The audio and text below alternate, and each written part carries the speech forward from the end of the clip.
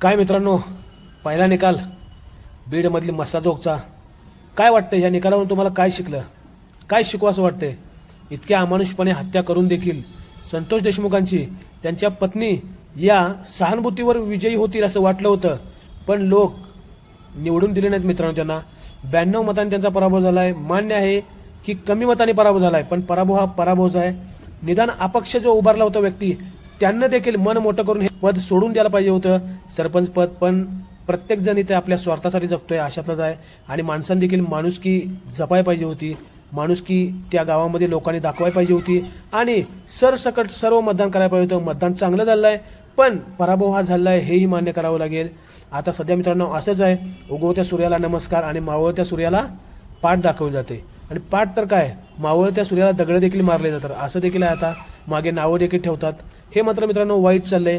त्यामुळे तर 150 वर्ष इंग्रज आपल्यावर राज्य करू शकले, कारण की आपल्यात एकी तर खूपच कमी आहे. अशा प्रकारे पुन्हा अशा काही घटना होऊ नयेत.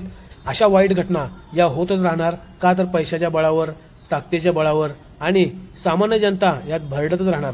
का तर त्यांच्यात एकी नाही आहे, त्यांच्यात एकोपा नाही, संगोपन नाही आहे. पण आपणच निदान आपल्या कुटुंबात तर एकी ठेवूया, जेणेकरून बाहेरचा कोण शत्रू येऊन आपल्यावर अधिकार गाजवणार नाही.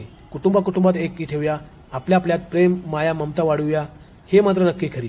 नाहीतर बटेंगे तो कटेंगे हे वाक्य फक्त जाती धर्मापुरतं लागू होत नाही. हे निवडणुकीसाठी केलेलं एखादं वाक्य असू शकते, पण आपल्यात मात्र एकी नसेल कुटुंबात तर मात्र आपलं नुकसान आहे आणि आपण मात्र नक्कीच स्वतःच्या हाताने स्वतःला तोडून घेणार. हे मात्र नक्की आहे. शब्द निशब्द आहेत मित्रांनो.